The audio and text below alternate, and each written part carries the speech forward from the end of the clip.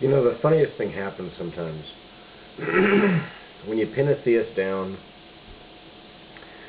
and you're really going after the subject and content of their own faith. And it's stunning how quickly you can actually make them deny their own faith. You might be saying, what? No! They wouldn't do that, but they do. Often, and the reason this comes up is I was reading an old argument, an old discussion with this Muslim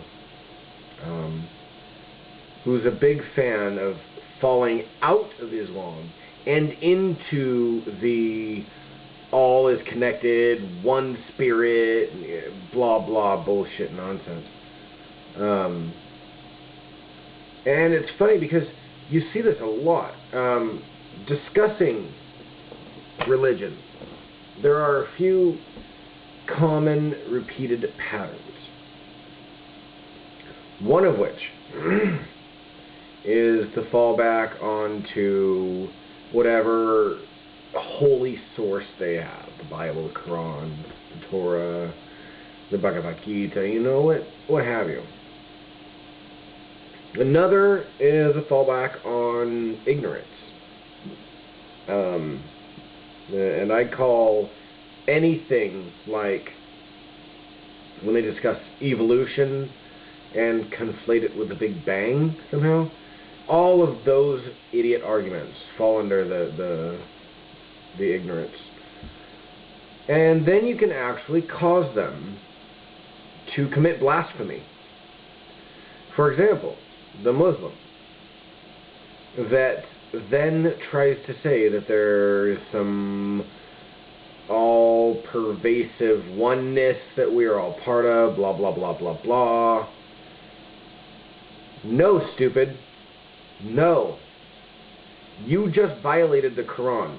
The Quran specifically states that there is no oneness, that there is Allah, there is God, who allows you to exist for a short time in order to punish or reward you permanently. It specifically says there is a God, not you, and separate from you. You're an ant in a cage, in a glass jar. That's all you are. There's a reason that the entire religion means submission to Allah. There is no oneness.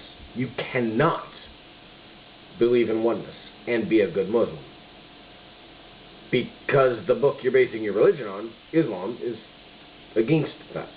The same with Christianity. Christianity is also very clear on this.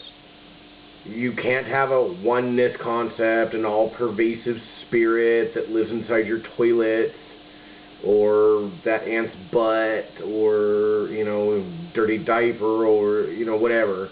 There's no one spirit that goes into everything. There is a little angry, childlike creature that loves to kill things that created you to worship him. That's it. You can't believe in the oneness. If you do, you are blaspheming.